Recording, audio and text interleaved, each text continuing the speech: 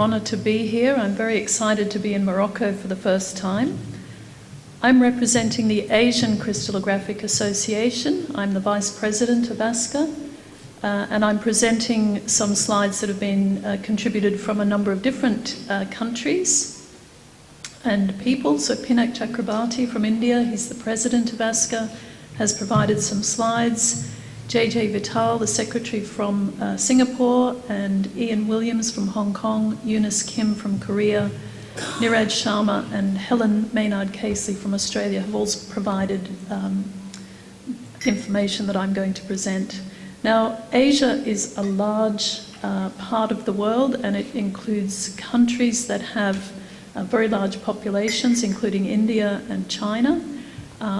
There are also many different countries within that region, thank you. And I'm not going to have time to talk about all of the things that have happened within ASCA for International Year of Crystallography, or indeed what we will be continuing on in the future. I noticed that I don't recognise this keyboard, so how do you move the slides ahead? The down arrow. Oh, I don't think it was that one. That one. Okay. So I'm going to start with India, which is important because Pinak, our president, is from India. And India started off with very quickly in the International Year of Crystallography by releasing a stamp, a beautiful stamp, commemorating the IYCR, depicting a lovely diamond, because India obviously produces beautiful jewels, but also the structure of curcumin from turmeric, which has a number of very useful properties. In India, as we've already heard, there was, well, in Pakistan, there was a South Asia Summit meeting in Karachi, India. There were a number of meetings organised in India, including in remote areas of India. There were articles published in magazines and newspapers that brought crystallography to the community. And there were special commemorative issues of journals published by the Indian Academy of Sciences for the Journal of Chemical Sciences and Resonance, amongst others. We hope to spread crystallography into new countries in the Asian region, and we're very pleased that our 2016 meeting will be held in Vietnam, which is one of the newer countries that are joining crystallography, and that in our conference this year that will be held in India, in Kolkata, one of our keynote or plenary speakers is Professor Muhammad Edwadi, who is from Saudi Arabia, and we are hoping that that country can also be brought into the IUCR fold, as Pinak puts it. Now, these slides are provided by Ian Williams, who unfortunately was unable to attend this meeting, otherwise he would be presenting a longer version of these in his own presentation. He, together with Michaelis Zima, ran one of the open labs in Hong Kong University of Science and Technology. So this involved a number of lecturers from around the world, theoretical presentations, but also practical sessions on measuring data and growing crystals. And the participants for that open lab in Hong Kong in December last year were from a number of different countries, the Philippines, China, Thailand, Malaysia, India, and of course Hong Kong. Oh, I hope that's not for me. Might be my mum. And Ian summarised the younger members of the community who are both research active and service crystallographers from countries that are yet to develop their crystallography fully, so the Philippines, Thailand and Malaysia. New collaborations were set up. A symposium is planned in the Philippines next year, new initiatives for training and demonstration, and the initiation of the IUCR-sponsored diffractometer renovation and transfer concept. In Korea, these slides were provided by Eunice Kim, who's the president of the society there. There was the annual meeting held in November last year. which had over 100 participants and included a gathering of past presidents of the society, which must have been really exciting to bring all of those together. They also published on their website the story of ribosome, one of the Nobel Prizes to crystallography, and that will feature again in a couple of slides as well. And that was aimed at collecting middle and high school students into the crystallography fold, as well as a general audience. Korea also issued a number of commemorative stamps that became very popular around the world. I was the recipient of one of those, which I was very pleased about, and I think it's not even one of the ones shown there. In Singapore, now these slides are provided by J.G. Vital, who's the secretary of ASCA. There were special sessions in chemistry conferences that were held in Singapore to celebrate IYCR. The first meeting of the crystallographers in Singapore was held last year, and a crystal growing competition was held, although that's been held for a number of years. And there are some of the pictures. Actually, I'm not sure if these are the winners or those pictures were used to encourage people to join, but beautiful crystals nonetheless. There are also activities in Thailand. So the Science Museum had an exhibition of crystals. Visitors were able to make their own crystals. There were camps to attract participants to learn more about crystallography, and a collaborative conference on crystal growth in Phuket.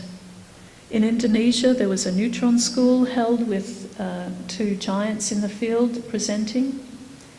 And crystallography with Bruker held an open lab in Bandung in Indonesia and also in Vietnam.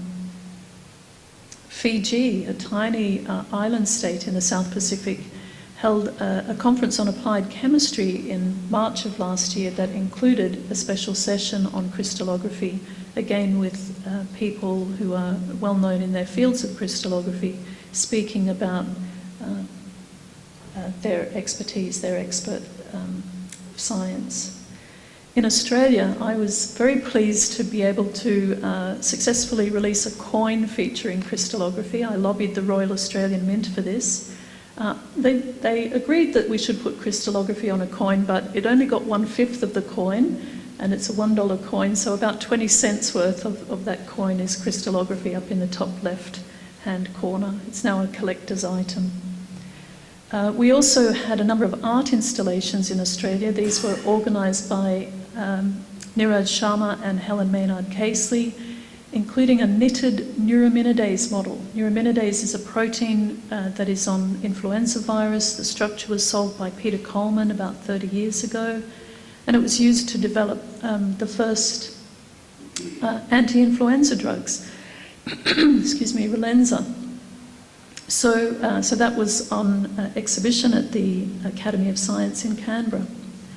And then a number of art installations at various places, including the Botanical Gardens in Sydney, showed models of different crystal structures, in this case diamond. I think there are about 5 placed around Australia at various places.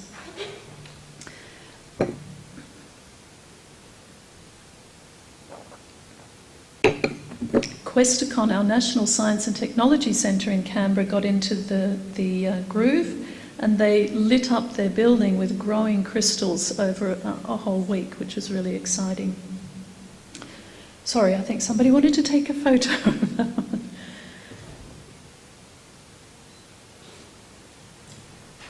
Helen Maynard Casely ran blogging a crystal structure a day last year, which you can still access. Obviously, they're in perpetuity now. Every day a new blog came out on a particular crystal structure that might be relevant to that day. So I think at Christmas time they looked at proteins from reindeer, ice crystals. So it's definitely worthwhile following up that if you're interested in finding out more and using that for teaching purposes. I was involved with Brett Collins in this public demonstration of remote access beam time at the Australian synchrotron. So we set up our lab in the Queensland Museum, which has a public access seminar room where the people could just come and sit like you are now and watch us collect data using our robotic remote access to the Australian synchrotron. That was done for National Science Week with live tweeting, which I did. Brett did the emceeing. We hope to continue that this year for National Science Week as well. So you don't have to go global, you don't have to go national, you can go local. We, in our lab, actually celebrated the birthdays of crystallography pioneers as well as Martin Lab member birthdays with crystal-themed birthday cakes, and I wanted to share a couple of those with you. In January, we celebrated the birthday of Kathleen Lonsdale, one of the pioneers of crystallography, and also the first woman fellow of the Royal Society. Huge impact on crystallography. The cake is representing the crystal structure of sodium chloride, was made by Dr. Rasheen McMahon, who comes from Northern Ireland, which is where Kathleen Lonsdale comes from. I think she's from Ireland rather than Northern Ireland. Here's that ribosome again, huge mega complex which was made into a cake by postdoc Maria Halili, featuring the 50S and 30S subunits and made from chocolate cake. This was absolutely delicious, I can tell you. And that was to celebrate the birthday of Ada Yonath, who together with Tom Stites and Venki Ramakrishnan were awarded the Nobel Prize in 2009. And then finally, there were about 24 cakes we made in total, so I'm only showing you a few of them. The birthday of Rosalind Franklin in July represented the famous photo 51 that Rosalind took of DNA that was used to help determine the structure that was published by Crick and Watson. And this cake was made by a PhD student, then just recently graduated PhD students or postdoc. He made a lime tart, put it on chocolate sweets, cocoa, icing sugar to represent this beautiful photograph. And that was delicious too. So that's all I'm going to say. I haven't presented anything from some countries, including especially Japan, though I visited Japan last year in November, and I know that they published a history of crystallography in Japan and had special sessions of conferences and videos. There are many more exciting developments for ASCA in the future, and we look forward to seeing those in the future. Thank you.